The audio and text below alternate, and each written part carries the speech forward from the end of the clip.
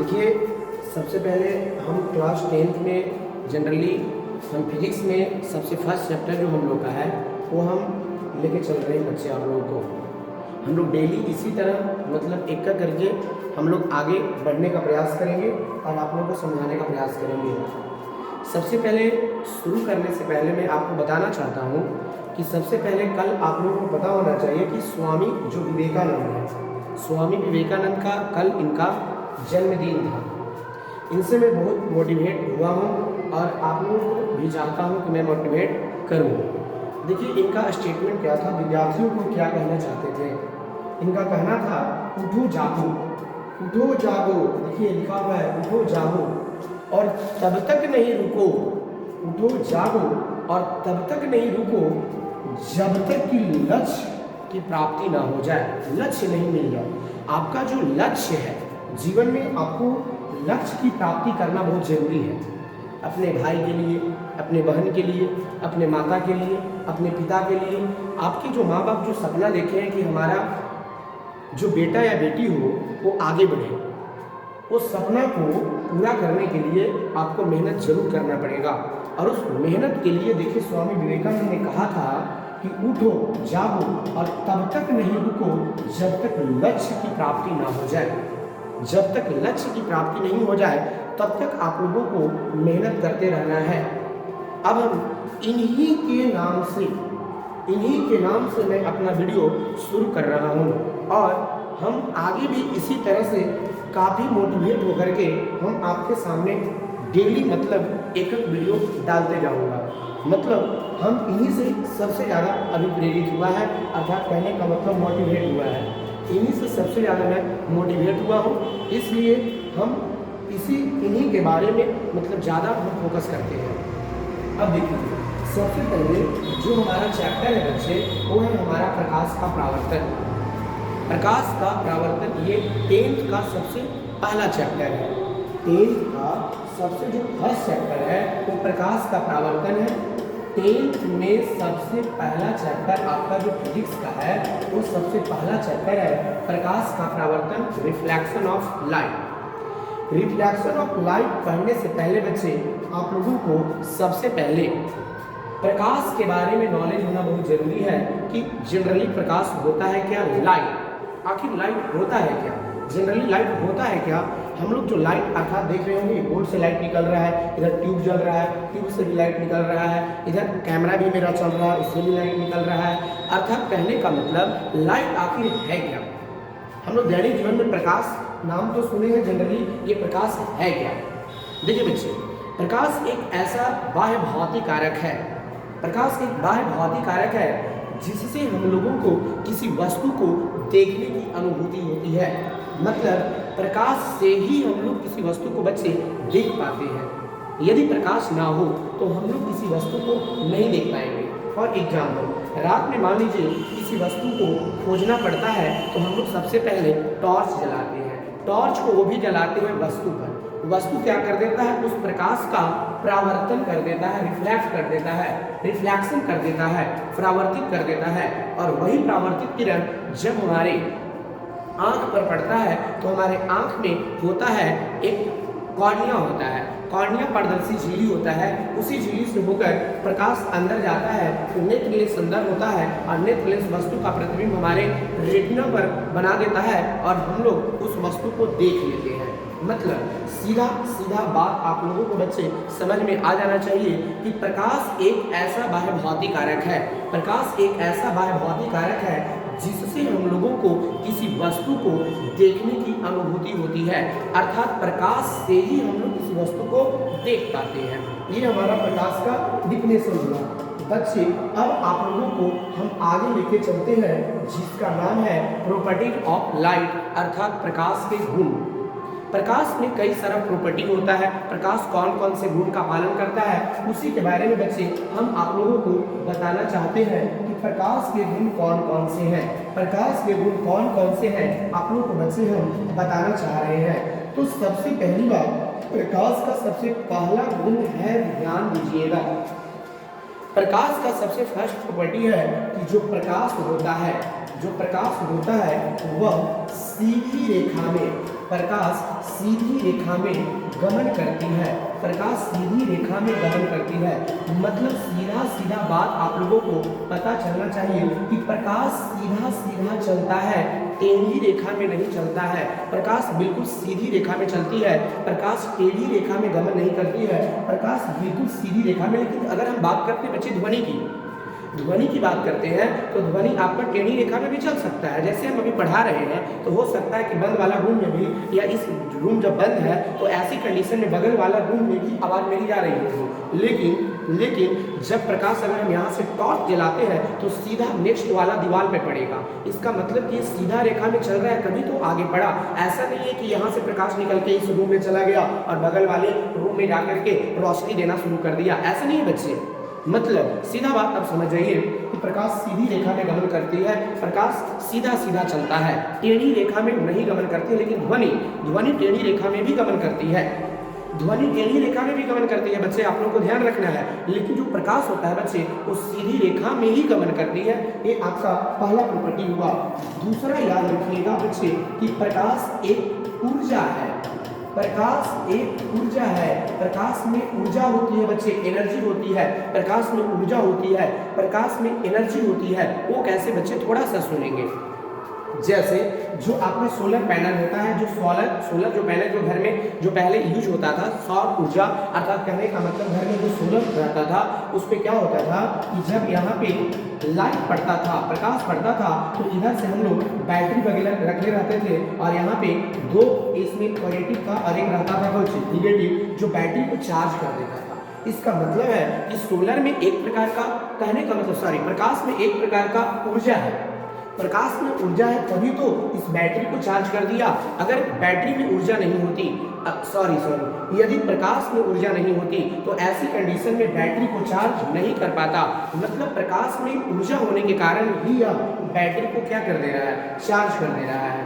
और प्रकाश में ऊर्जा और भी इससे हम लोग समझ सकते हैं। जैसे मान लीजिए कि जो हमारा सोलर कुकर होता है, सोलर कुकर में क्या होता है, अवतल दर्पण का जनरली प्रयोग किया जाता है। और अवतल दर्पण का प्रयोग करने का कारण यह है कि वो प्रकाश ऊर्जा को एक बिंदु पर इकट्ठा कर देता है, जिसके कारण उस बिंदु पर उष्मीयमान बढ़ जाता है और उष्मीयमान बढ़ने के कारण खाना जल्दी पक जाता है। बच्चे आप लोगों को ध्यान देना है। तीसरा प्रॉपर्टी की अगर हम बात करते हैं, ध्यान दीजिएगा, तीसरा प्रॉपर्टी की अगर हम बात करते हैं तो याद रखिएगा प्रकाश एक अनुप्रस्थ तरंग है। प्रकाश एक अनुप्रस्थ तरंग है। अब प्रश्न उठता है बच्चे कि अनुप्रस्थ तरंग का मतलब क्या होता है। देखिए, अनुप्रस्थ तरंग का मतलब होता है बच्चे माध्य स्थिति के ऊपर नीचे दोलन करना। माध्य स्थिति के ऊपर नीचे जब दोलन करेगा तब आपका अनुप्रस्थ तरंग हो जाएगा। मेरा कहने का मतलब है, देखिए प्रकाश जब भी चलता है तो इस प्रकार से चलता है बच्चे। इसको हम लोग शीर्ष कहते हैं और इसको हम लोग गर्त कहते हैं। और दो लगातार, देखिए ये भी शीर्ष है और ये भी गर्त है, दो लगातार शीर्ष या दो लगातार गर्त के बीच की जो दूरी होती है उसे हम लोग तरंग दैर्घ्य कहते हैं। और तरंग दैर्घ्य को जनरली हम लोग लेमडा से सूचित करते हैं बच्चे। लेमडा एक तरंग दैर्घ्य है और तरंग दैर्घ्य को हम लेमडा से सूचित करते हैं, याद रखना है। तो प्रकाश एक अनुप्रस्थ तरंग है। लेकिन अगर हम बात करते हैं ध्वनि की तो ध्वनि एक अनुदैर्घ्य तरंग है। ध्वनि एक अनुदैर्घ्य तरंग है जो आगे पीछे दोलन करते जाता है। लेकिन प्रकाश एक अनुप्रस्थ तरंग है क्योंकि ये माध्य स्थिति के ऊपर नीचे दोलन करता है। प्रकाश एक अनुप्रस्थ तरंग है बच्चे, आप लोगों को याद रखना है। और नेक्स्ट अगर हम बात करते हैं बच्चे, जो नेक्स्ट आप लोगों का चौथा प्रॉपर्टी क्या कहता है, ध्यान दीजिएगा। चौथा प्रॉपर्टी कहता है बच्चे कि भिन्न माध्यम में, ध्यान दीजिएगा, भिन्न माध्यम में प्रकाश का वेग, भिन्न माध्यम में प्रकाश का वेग भिन्न होता है। भिन्न माध्यम में प्रकाश का वेग भिन्न होता है।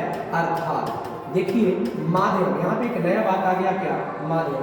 जैसे एक होता है विरल माध्यम, एक होता है सघन माध्यम।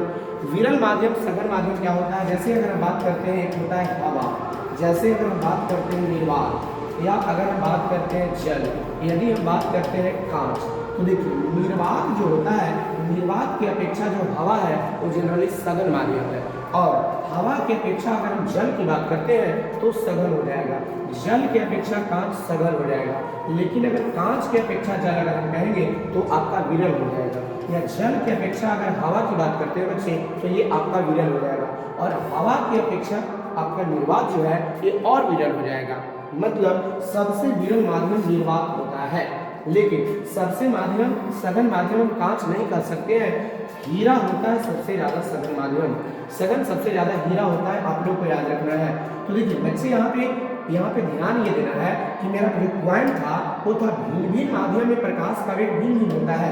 भिन्न भिन्न माध्यम में जो प्रकाश का जो वेग होता है बच्चे वो भिन्न भिन्न होता है। जैसे हम आप लोग को कुछ हम बता रहे हैं समझने का, आप लोग प्रयास कीजिएगा। जैसे अगर हम बात करते हैं जैसे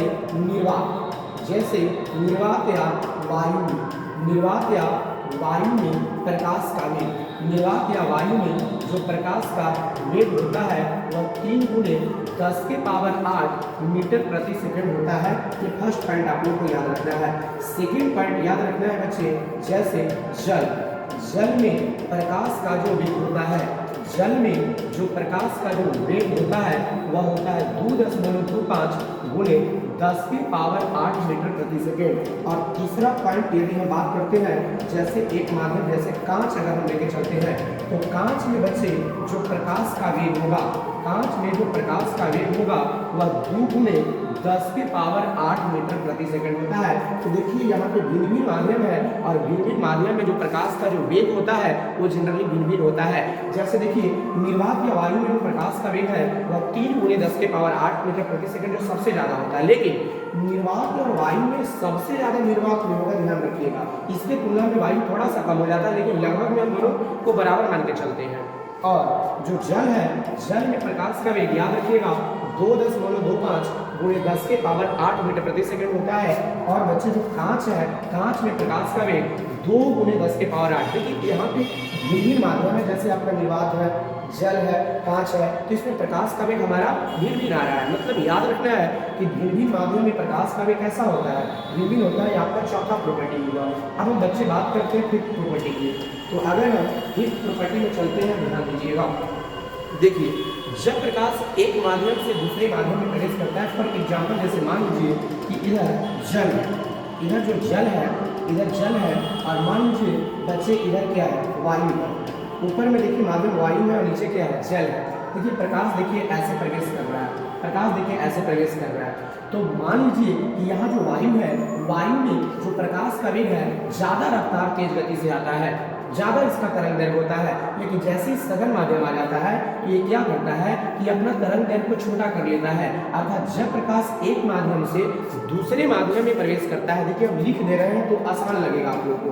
जब प्रकाश एक माध्यम से, जब प्रकाश एक माध्यम से दूसरे माध्यम में, ध्यान देना है बच्चे, दूसरे माध्यम में प्रवेश करता है, दूसरे माध्यम में प्रवेश करता है, दूसरे माध्यम में प्रवेश करता है, दूसरे माध्यम में प्रवेश करता है, तो बच्चे ध्यान दीजिएगा, वेग और तरंग दैर्घ्य, वेग और तरंग दैर्घ्य, वेग और जो तरंग दैर्घ्य होता है बदल जाता है, वेग और तरंग दैर्घ्य बदल जाता है। लेकिन बच्चे याद रखना आवृत्ति के मान में, लेकिन आवृत्ति के मान में, लेकिन आवृत्ति के मान में कोई परिवर्तन, आवृत्ति के मान में कोई परिवर्तन नहीं होता है, कोई परिवर्तन नहीं होता है। अब इस चीज को हम लोगों को बच्चे समझना है। जैसे देखिए बच्चे हम लिखे हैं कि जब प्रकाश एक माध्यम से दूसरे माध्यम में प्रवेश करता है तो वेग और तरंग दैर्घ्य, जैसे देखिए इधर से छलांग किसका ज्यादा, तरंग दैर्घ्य को हम लोग छलांग भी कर सकते हैं। प्रकाश जब वायु में चल रहा था तो इसका छलांग बहुत ज्यादा था, लेकिन जैसे ही जल में प्रवेश किया वैसे भी स्वाभाविक बात है, हम लोगों को भी अगर दौड़ना रहेगा तो वायु में तेज गति से दौड़ेंगे, और अगर जल में जैसे ही एंटर करेंगे तो हमारा वेग ऑटोमेटिक घट जाएगा। क्यों? क्योंकि ये सघन है और ये विरल है। सेम उसी तरह प्रकाश में वही काम करता है। सेम उसी तरह प्रकाश तो वही काम करता है बच्चे, जैसे अगर वायु है इसमें तरंग दैर्घ्य इसका बढ़ जाता है, छलांग बढ़ जाता है, और तरंग दैर्घ्य बढ़ने के कारण इसका वेग बढ़ जाता है, और वेग बढ़ जाता है, और जैसे ही जब जल में प्रवेश करता है, पानी में प्रवेश करता है, तो इसका क्या होता है कि तरंग दैर्घ्य छोटा हो जाता है, और तरंग दैर्घ्य घटने के कारण इसका वेग भी बदल जाता है। लेकिन सबसे इंपॉर्टेंट पॉइंट ये है, आवृत्ति के मान में कोई परिवर्तन नहीं होता है, मतलब आवृत्ति नहीं बदलती है। अब माइंड में बच्चे प्रश्न उठ जा रहा होगा आप लोगों को कि बच्चे आप समझ में ए, तो आप लोग को प्रश्न ये भी उठ रहा होगा कि आप तो वेग और तरंग दैर्घ्य के बारे में तो अच्छे से बता दिए, लेकिन आवृत्ति के बारे में हमें समझाइए कि आवृत्ति क्यों नहीं परिवर्तन होता है। बिल्कुल सिंपल तरीका है बच्चे, सुनिए ध्यान से। जैसे आप लोग 9th क्लास में पढ़े होंगे v बराबर n लैम्डा, ध्यान दीजिएगा, v बराबर n लैम्डा बच्चे सूत्र होता है, जहाँ पे v क्या है, प्रकाश का वेग है, n बच्चे आपका आवृत्ति है, और लैम्डा है आपका तरंग दैर्घ्य। अगर हम यहाँ से n बराबर निकालते हैं बच्चे तो v बटे लैम्डा हो जाएगा। ध्यान दीजिए, n बराबर जब हम यहाँ से निकालेंगे तो v बटे लैम्डा। अब एक बात हमें समझाइए आप ही बच्चे कि जब यदि अगर मान लो कि अगर वायु से जल में अगर प्रकाश जा रहा है तो ठीक है, मान लो कि वेग घटेगा, तो जब वेग घटेगा तो तरंग दैर्घ्य भी तो घटेगा, दोनों एक साथ में घट रहा है, तो दोनों एक साथ घटने के कारण जैसे मान लो कि घट के आधा हो गया, तो मान लो कि v से हो गया v बटे 2, तो लैम्डा भी तो घटेगा, तो लैम्डा भी तो हो जाएगा लैम्डा बटे 2। तो ऐसी कंडीशन में जब इसको हल करेंगे तो v बटे 2 गुने बच्चे 2 बटे लैम्डा हो जाएगा, पलटेगा तो 2 से 2 कट जाएगा, और v बटे लैम्डा तो पुनः तो वही राशि हमको मिल गया। इसी आधार पर हम कहते हैं बच्चे कि जब प्रकाश एक माध्यम से दूसरे माध्यम में अगर प्रवेश करता है तो उसका वेग और तरंग दैर्घ्य तो बदल जाता है, लेकिन बच्चे याद रखिएगा हमेशा आवृत्ति के मान में कोई परिवर्तन नहीं होता है, आवृत्ति कभी नहीं बदलता है बच्चे। आप लोगों को बिल्कुल एकदम ध्यान माइंड में एकदम सेट कर लीजिएगा कि जब प्रकाश एक माध्यम से दूसरे माध्यम में यदि प्रवेश करता है तो उसका वेग और तरंग दैर्घ्य तो बदल जाता है, लेकिन उसके आवृत्ति के मान में कोई परिवर्तन नहीं होता है। बिल्कुल दिमाग में एकदम बच्चे सेट कर लीजिएगा, बिल्कुल बच्चे आप लोगों को सेट कर लेना है कि वेग और तरंग दैर्घ्य तो बदल जाएगा लेकिन आवृत्ति कभी नहीं बदलेगा। ये प्रकाश का आप लोगों का 5 गुण मैंने बताया है। अब देखिए नेक्स्ट पॉइंट बच्चे हम लेके चलते हैं, आपके लिए ध्यान दीजिएगा। नेक्स्ट पॉइंट आप लोग को क्या लेके आए हैं, अब देखिए इसी से हम लोग सारा बात को समझेंगे। अच्छा, छठा गुण के भी एक बात कर लेते हैं बच्चे, छूट रहा है। छठा गुण की लेके चलते हैं कि प्रकाश एक विद्युत चुंबकीय तरंग है। ध्यान दीजिएगा, प्रकाश एक विद्युत चुंबकीय तरंग है, ये भी आप लोगों को ध्यान देना है कि प्रकाश एक विद्युत चुंबकीय तरंग है। अब प्रश्न उठता है कि विद्युत चुंबकीय तरंग किसे कहते हैं। देखिए, ऐसी तरंगें जिसको गमन करने के लिए माध्यम की कोई आवश्यकता नहीं होती है, अर्थात किसी भी माध्यम में अर्थात निर्वात में भी गमन कर सकती है, वैसी तरंग को विद्युत चुंबकीय तरंग कहते हैं। जैसे प्रकाश एक विद्युत चुंबकीय तरंग है, प्रकाश को गमन करने के लिए किसी माध्यम की आवश्यकता नहीं होती है, निर्वात में भी जा सकती है, इसलिए कह सकते हैं कि प्रकाश एक विद्युत चुंबकीय तरंग है, इलेक्ट्रोमैग्नेटिक वेव है। आपको जब स्टैंडर्ड क्लास में जाइएगा अर्थात 12th लेवल में जाइएगा तो वहाँ पे और हम इलेक्ट्रोमैग्नेटिक वेव के बारे में आप लोग को बताएंगे कि इलेक्ट्रोमैग्नेटिक वेव कितने होते हैं। एक होते हैं आर, एक होते हैं एम, होते हैं आई, एक होते हैं वी, एक होते हैं यू, एक होते हैं एक्स, एक होते हैं वाई। तो देखिए R M I U X Y होते हैं एक प्रकार का विद्युत चुंबकीय तरंग है, लेकिन क्लास 10th में इतना हम लोगों को नहीं पढ़ना है बच्चे, जितनी आवश्यकता है उतने ही बात पर हम आप लोगों को लेके चलते हैं। तो देखिए, प्रकाश एक विद्युत चुंबकीय तरंग, याद रखिएगा। अब इसमें आप लोगों को बहुत सारे चीज नजर आएंगे इस फिगर में, जो आप लोगों को समझाने के लिए हमने इस तरीका को अपनाया ताकि कमजोर से कमजोर बच्चा सीख सके।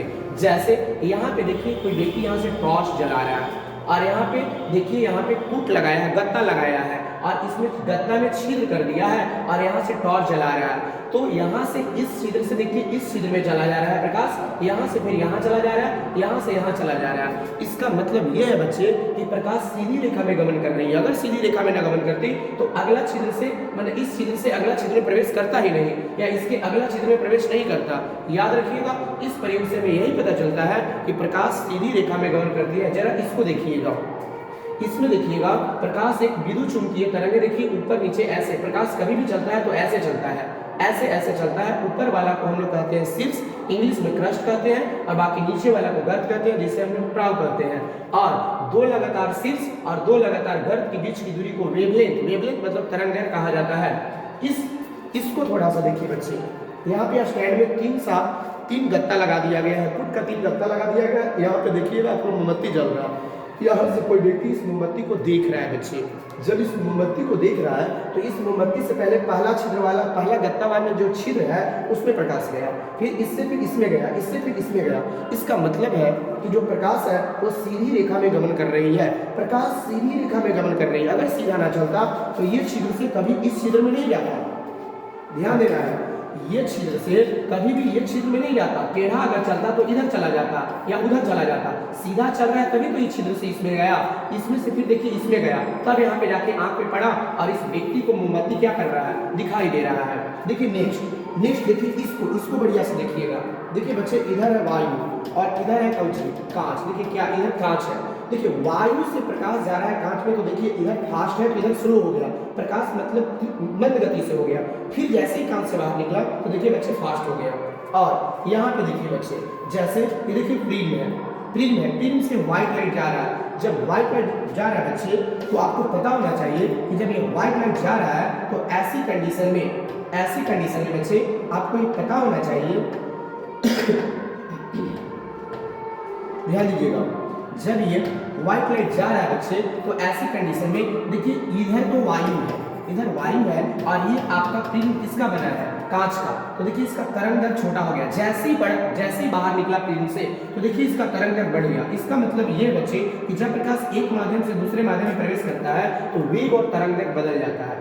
यहाँ पे इसका देखिए, ये देखिए लाइट आ रहा है, सूर्य से प्रकाश आ रहा है पृथ्वी पर। देखिए बच्चे, इधर कुछ नहीं है, इधर अर्थात क्या है, निर्वात है। तो जब भी प्रकाश चलता है तो पहले निर्वात में चलता है, तब पृथ्वी के वायुमंडल में चलता है। तो पृथ्वी के वायुमंडल में कई प्रकार के होते हैं, जैसे क्षोभ मंडल होते हैं, संताप मंडल होते हैं, मध्य मंडल होते हैं, बहिर्मंडल होते हैं। तब जाके वायुमंडल में प्रवेश करता है, तब पृथ्वी पर पहुंचता है।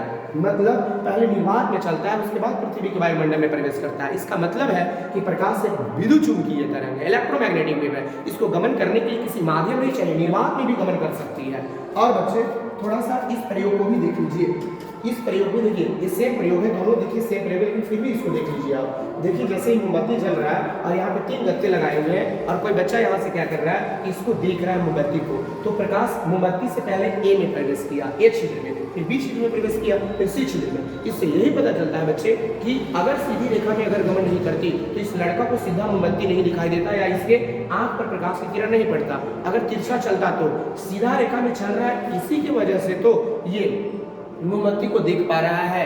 ये आपका प्रकाश का गुण था, देखिए याद रखिएगा इसको।